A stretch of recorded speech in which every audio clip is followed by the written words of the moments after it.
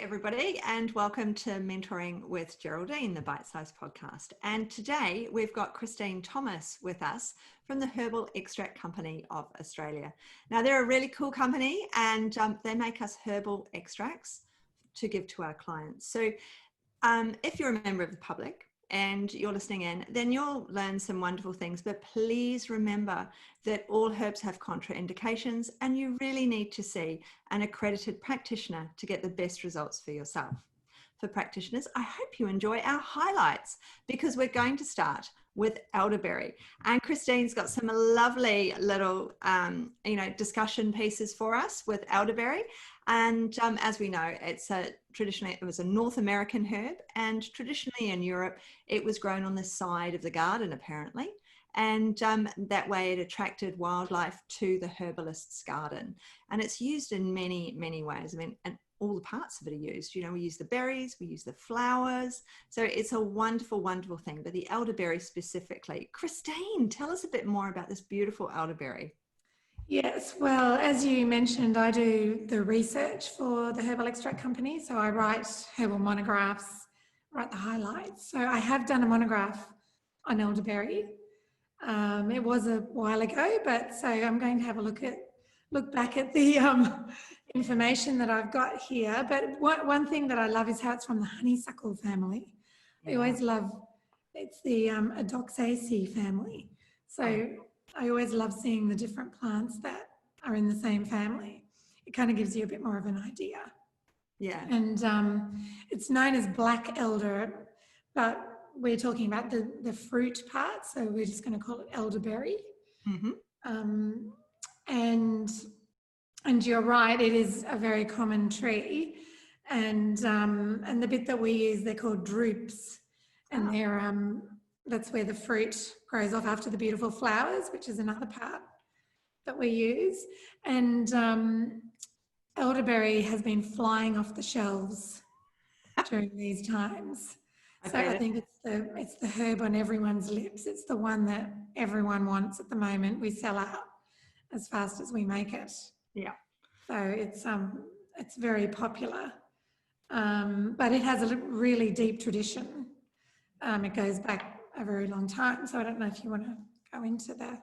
Yeah, I mean, it's been around for centuries. The Native American Indians used it traditionally, and apparently it was part of tradition, and it's used because it's used across the board. So for children particularly, that elderberry is nice, although it's not naturally sweet. You think it might be because it's a berry. It's not actually naturally sweet. So it's normally sweetened for children. But obviously as a tincture, it's in an alcohol base. So traditionally, your American Indians wouldn't have been making it in an extract or a tincture, so there wouldn't have been alcohol in it. So they would have boiled it and made it a tea. It really needs to be cooked to get everything out of that berry.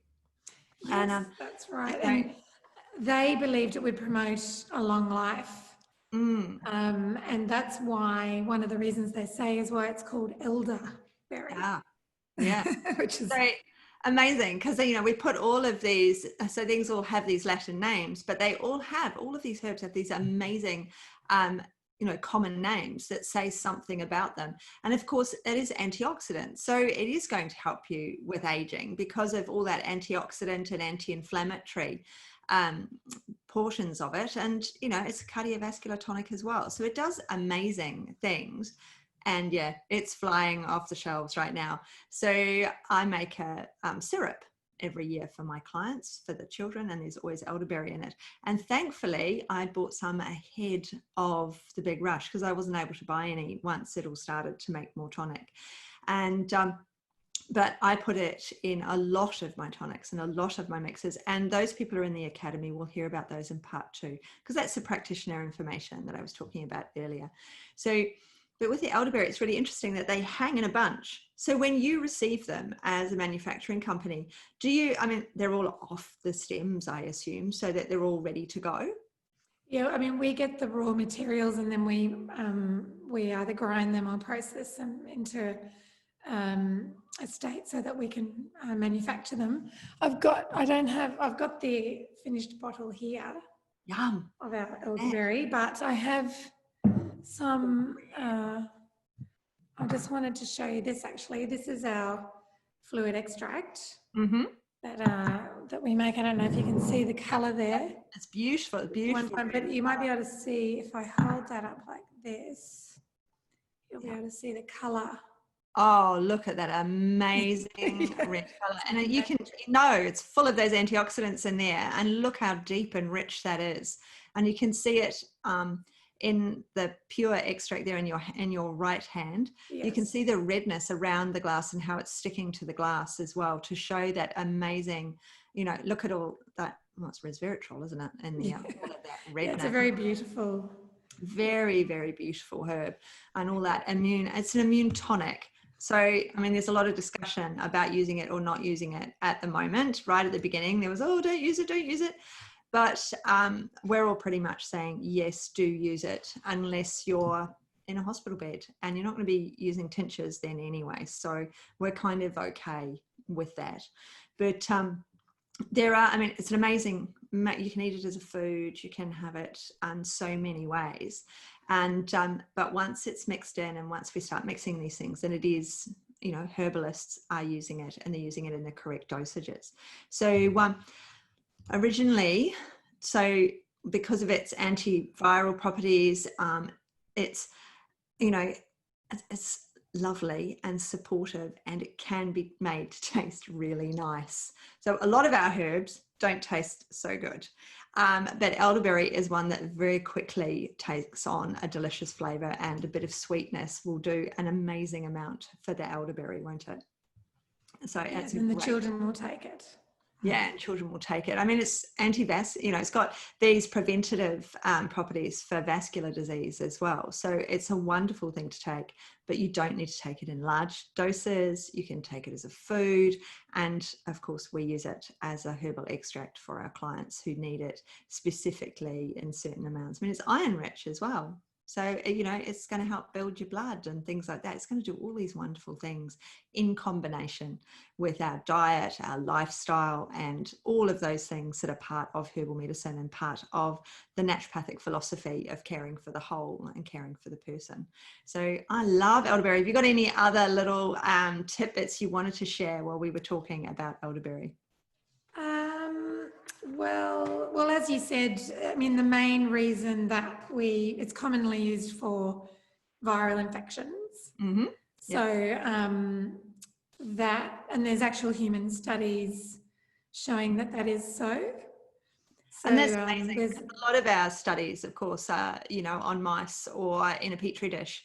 And so having the actual studies with people taking it, and that's always quite hard to study with herbal medicine, is generally people don't take what we call a simple. They don't take one thing. Yeah. They don't take a combination product, because we will look at the client as a whole and as the holistic whole. And so we'll go, well, they've got a virus, so yeah, let's pop some elderberry in. But, it's in the chest, so they might need a bit of this, or, and we need to warm them up. Let's put it with some ginger. So we're doing the combination. So actually getting a human study can often be difficult, because we're not giving out a simple, we're not giving out one herb, we're giving out a multitude along with lifestyle. And, if they're sick, we might be offering suggestions around hydrotherapy and all the other things. So it's really cool to actually have a study in humans on a simple. Yes, so tell us about that. It always helps. So we can say it has an effect in colds and influenza. Mm-hmm. Yeah. Which are viral infections, and herpes. Right. Well, it can be useful for. And that's the reason why it's really popular in winter, when most of those viruses are going around. Yeah. I believe the flu season this year hasn't been as bad. Well, last year was the worst flu season ever. Yeah. This year it hasn't been so bad, but there's still been 20,000 odd cases. Wow, that's a lot, isn't it? So it's a great herb to have in the dispensary for preventing. And I've always got it in mind. I've got to say, there was a short period where I didn't have it in mind because it was unavailable. Yeah. But I will be getting it now. It's back in stock. So it's an incredible herb, and your one, you can really see that color because that's a 1-in-1, isn't it? Yes. So it's as close to nature as we can get within the range of how it's made, and yes, people are there stirring it every day. There is so much input into herbal medicine, like, person with the herb from start to finish, isn't it? So the elderberry is incredible and we love it, absolutely love it. So we might just finish up elderberry and remind listeners that if you're general public, please see a practitioner, because you do get the best care from seeing a practitioner, and there are contraindications with all herbs that we take. And for the practitioners out there, part 2 will be waiting for you in the academy. Thank you very much, Christine, and I look forward to speaking with you again soon.